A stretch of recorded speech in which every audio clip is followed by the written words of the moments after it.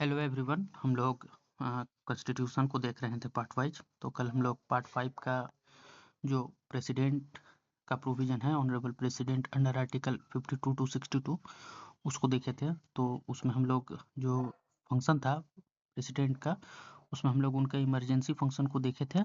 तो इमरजेंसी जो टॉपिक है ना, उसको स्किप नहीं कर सकते हैं ना। तो अभी ही यहीं पे इमरजेंसी को एक फैक्चुअल इन्फॉर्मेशन के तौर पे देख लेते हैं, और ताकि यहाँ से कहीं सीधा क्लैरिटी होते चले। और उसके बाद हम लोग जो veto power of the president है उसको देख लेंगे, और यहीं से हम लोग आगे का मतलब जिस तरह से क्लास चलेगा उस तरह से हम लोग भी फर्दर प्रोसीड करेंगे। तो देखिए, जो कॉन्स्टिट्यूशन में इमरजेंसी का प्रोविज़न है वो आर्टिकल 352 टू 360 तक है। पार्ट 18 में आता है ना। जो emergency provision are content in part 18 under article 352 to 360 of the constitution है। इंडिया में 3 तरह का इमरजेंसी है। एक इमरजेंसी नेशनल इमरजेंसी है, एक स्टेट इमरजेंसी जिसको प्रेसिडेंट रूल बोलते हैं, और एक फाइनेंशियल इमरजेंसी है। तो जो नेशनल इमरजेंसी है आर्टिकल 352, तो उसमें जो ग्राउंड होता है ना कि नेशनल इमरजेंसी देश में कभी इम्पोज किया जाएगा, उसका जो ग्राउंड है या तो वार के टाइम किया जा सकता है, एक्सटर्नल एग्रेशन हो या आर्म्ड रिबेलियन हो। मगर आर्म्ड रिबेलियन जो था उसको रिप्लेस कर दिया गया है by the name of internal disturbance, और जो रिप्लेसमेंट वो 44th कॉन्स्टिट्यूशनल अमेंडमेंट 1978 में हुआ है। उसके बाद जो नेशनल इमरजेंसी को इम्पोज करने के लिए जो अथॉरिटी हैं वो प्रोक्लेम करेंगे प्रेसिडेंट ऑफ इंडिया। और याद रखिएगा कि ये चीज़ होता है written recommendation of the union cabinet.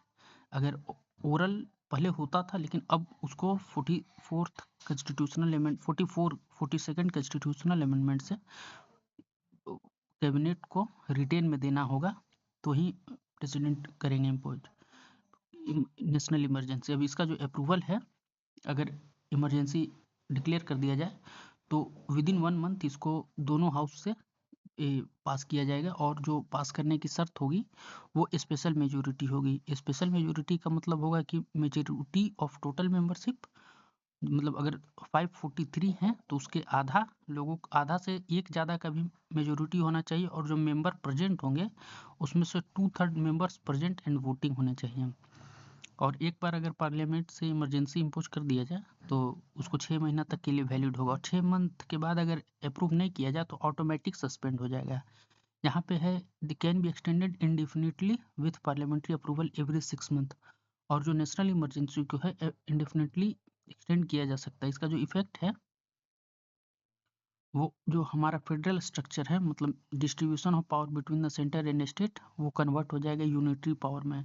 मतलब जो फेडरल कैरेक्टर है वो उसको ख़त्म कर दिया जाएगा टेम्प्रोरी। उसके बाद जो centre gets more power over the states हो जाएगा। जो आर्टिकल 19 है, article 19 freedom of speech and expression, peaceful organisation, इन सब चीज़ का जो प्रोविज़न है ऑटोमेटिक सस्पेंड हो जाएगा ऑटोमेटिकली। आर्टिकल 19 जो आर्टिकल 20 और 21 है उसको सस्पेंड नहीं होता। याद रखिएगा कि इमरजेंसी के समय आर्टिकल 20 और 21 मतलब कि protection in respect of conviction for offence और protection of life and personal liberty. Article 21 का सस्पेंशन इमरजेंसी में नहीं होता। यहाँ से सीधा क्वेश्चन बन जाएगा, इसलिए आप लोग इसको याद रखिएगा।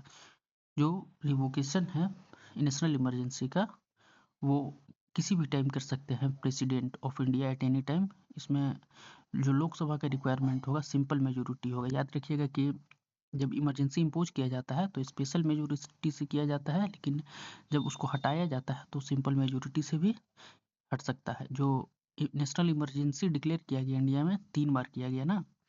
एक 1962 चाइना वार के समय किया गया था, एक 1971 पाकिस्तान वार के समय, और एक 1975 में हुआ था 25 जून को, इंटरनल इमरजेंसी बताया गया था। उसके बाद हम लोग स्टेट इमरजेंसी को देखेंगे जो प्रेसिडेंट रूल बोलते हैं।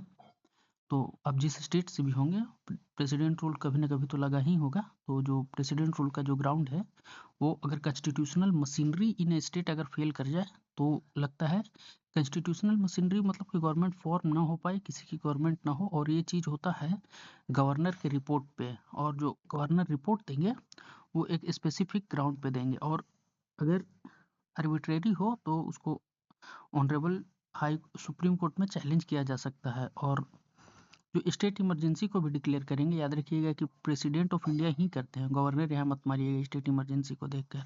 गवर्नर सिर्फ रिकमेंड करते हैं ना स्टेट इमरजेंसी के लिए, लेकिन इसको करते हैं प्रेसिडेंट ऑफ इंडिया। यहाँ पे पार्लियामेंट्री अप्रूवल चाहिए, must be approved with in 2 month. याद रखिएगा कि नेशनल इमरजेंसी अप्रूवल के लिए 1 मंथ चाहिए, और जो यहाँ पे है वो 2 मंथ में अप्रूव किया जाता है, और सिंपल मेजोरिटी से अप्रूव होता है। एक बार अगर अप्रूव हो जाए तो 6 मंथ रहता है, और इसको 3 साल तक बढ़ाया जा सकता है। आफ्टर 1 ईयर एक्सटेंशन रिक्वायर होता है नेशनल इमरजेंसी इन फोर्स और इलेक्शन कमीशन सर्टिफिकेट। जो इफेक्ट है इसमें यही है कि यहाँ पे भी जो काउंसिल ऑफ मिनिस्टर हैं उनको डिसमिस कर दिया जाएगा, गवर्नर एडमिनिस्टर्स स्टेट करेंगे, स्टेट असेंबली में भी डिजॉल्व और सस्पेंडेड किया जाएगा, parliament makes laws for the state हो जाएगा, रिवोकेशन मतलब can be revoked any time by president without parliamentary approval. Uses जो है most frequently used emergency provision in India. अब हम लोग फाइनेंशियल इमरजेंसी को देख लेते हैं। जो फाइनेंशियल इमरजेंसी का ग्राउंड है वो हो सकता है कि फाइनेंशियल थ्रेट हो या क्रेडिट ऑफ इंडिया हो, मतलब जो फाइनेंस से रिलेटेड अगर इनस्टेबिलिटी हो तो फाइनेंशियल इमरजेंसी इम्पोज किया जा सकता है। यहाँ ध्यान रखिएगा कि अभी तक आर्टिकल 360 के अंडर कभी फाइनेंशियल इमरजेंसी को इंडिया में इम्पोज नहीं किया गया है, और इसको भी ऑनरेबल प्रेसिडेंट ही प्रोक्लेम करेंगे। और इसमें भी 2 मंथ पहले, 2 month must be approved with in 2 month, मतलब जब से फाइनेंशियल इमरजेंसी लगा तो पार्लियामेंट का अप्रूवल सिंपल मेजोरिटी से चाहिए। फाइनेंशियल इमरजेंसी में जो अप्रूवल होता है वो सिंपल मेजोरिटी का ही होता है। सिर्फ नेशनल इमरजेंसी आर्टिकल 352 में जो स्पेशल मेजोरिटी का रिक्वायरमेंट है। स्टेट इमरजेंसी में भी सिंपल मेजोरिटी और फाइनेंशियल इमरजेंसी में भी सिंपल मेजोरिटी, और इसको भी एक्सटेंड इंडेफिनिटली किया जा सकता है। देखिए, जो नेशनल इमरजेंसी है और फाइनेंशियल इमरजेंसी है उसको एक्सटेंड इंडेफिनिट पीरियड तक किया जा सकता है, लेकिन जो स्टेट इमरजेंसी है उसको मैक्सिमम 3 साल तक के लिए एक्सटेंड किया जा सकता है। इसमें कोई टाइम लिमिट नहीं है ना, नो मैक्सिमम टाइम लिमिट। जो इसका इफेक्ट्स होगा वो हो सकता है कि मतलब फाइनेंस से रिलेटेड होगा, फाइनेंशियल इमरजेंसी है ना, तो रिडक्शन ऑफ सैलरीज हो सकता है, central and state government employees का हो सकता है सैलरी, जज of supreme court and high court का, state must take centre's permission for financial matters. State को मस्ट टेक करना होगा किसी भी फाइनेंशियल मैटर से के लिए इस सेंटर के पास। और यहाँ पे भी यही है कि जो हमारा फेडरल कैरेक्टर है वो डाइल्यूट हो गया, इसको भी प्रेसिडेंट ऑफ इंडिया कभी भी रिवोक कर सकते हैं। याद रखिएगा कि अभी तक इमरजेंसी को इम्पोज, फाइनेंशियल इमरजेंसी को इम्पोज नहीं किया गया है। तो देखिए 8 मिनट का वीडियो गया है, इसमें हम लोग जो फैक्चुअल इन्फॉर्मेशन है फॉर प्रीलिम्स हम लोग कवर करने का प्रयास किए हैं, नेशनल इमरजेंसी, स्टेट इमरजेंसी और फाइनेंशियल इमरजेंसी। अब इसके बाद जो है हम लोग जो वीटो पावर है उसको प्रेसिडेंट का देख लेते हैं। अगर आपको वीडियो अच्छा लग रहा है तो चैनल को सब्सक्राइब कर लीजिए, ताकि हमको भी मोटिवेशन मिलते रहे आप लोग के लिए क्लास लाने के लिए। देखिए कल हम लोग वीटो को भी देखे थे, तो आज हम लोग वीटो को भी थोड़ा सा डिटेल में देख लेते हैं। देखिए जो veto power of the president of India है ना, veto power refers to the authority of the president of India to withhold और refuse assent to bills passed by the parliament. अगर कोई भी बिल पास हुआ पार्लियामेंट से तो उसको विथहोल्ड कर सकते हैं प्रेसिडेंट अपने वीटो पावर के अंडर। जो वीटो पावर का प्रोविजन है ना अंडर आर्टिकल 111 में है ऑफ द इंडियन कॉन्स्टिट्यूशन है 111। अब जो यहाँ पे जो वीटो पावर है इंडिया में वो 3 तरह का है, एक एब्सोल्यूट वीटो दिया गया है, एक सस्पेंसिव है, एक पॉकेट वीटो है। तो 1 बाय 1 हम लोग देख सकते हैं। जो एब्सोल्यूट वीटो है वो है, absolute veto is the power of the president to withhold assent to a bill completely. Absolute veto मतलब कि कम्प्लीटली बिल को विथहोल्ड कर लिए प्रेसिडेंट, ना तो एसेंट दिए हैं और ना ही फिर से बैकआउट किए हैं। ये कब होता है, जब प्राइवेट मेंबर बिल हो। प्राइवेट मेंबर बिल पे भी हम लोग डिस्कशन कर लेंगे कि प्राइवेट मेंबर बिल क्या होता है। या फिर when council of minister resign and new government does not support the bill, तो एब्सोल्यूट वीटो लगाया जा सकता है। या तो प्राइवेट मेंबर का बिल हो या फिर गवर्नमेंट की तरफ से सेंट ना हो, नए गवर्नमेंट फॉर्म होने के बाद इसका जो है बिल लैप्स हो जाएगा and does not become law. और एग्जाम्पल जो था पेप्सू एप्रोप्रिएशन बिल था 1951 का, doctor Rajendra Prasad absolute veto का यूज करके इस पे एसेंट नहीं दिए थे। उसके बाद सस्पेंसिव वीटो है, मतलब है कि president return the bill to parliament for reconsideration. कोई भी बिल अगर प्रेसिडेंट के पास आया एसेंट के लिए तो प्रेसिडेंट उसको रिटर्न कर सकते, उसको सस्पेंसिव वीटो आप मानिए। यहाँ पे जो पॉइंट है वो है कि parliament can repass the bill with और विदाउट अमेंडमेंट। और इसमें प्रेसिडेंट को अगर सेकेंड टाइम में भेजा गया ना, तो फिर सेकेंड टाइम में प्रेसिडेंट को अप्रूवल देना ही है। President is bound to give assent after repassage, और प्रेसिडेंट के पास बाउंडिंग है उसके बाद एसेंट देने का। Not applicable to money bill, money bill में नहीं होता है। मनी बिल मतलब कि लोकसभा में प्रेजेंट होने से पहले ही प्रेसिडेंट का एसेंट चला जाता है।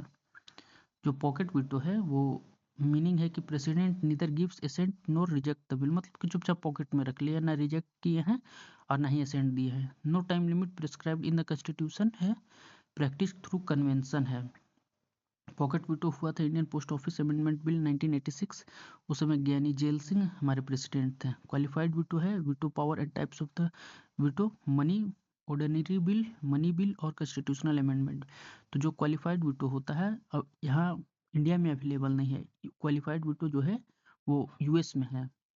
Veto power and types of bill जो है ordinary bill, absolute veto, suspensive veto और पॉकेट वीटो तीनों यूज किया जा सकता है प्रेसिडेंट। मनी बिल में absolute veto, pocket veto, suspensive veto not applicable है।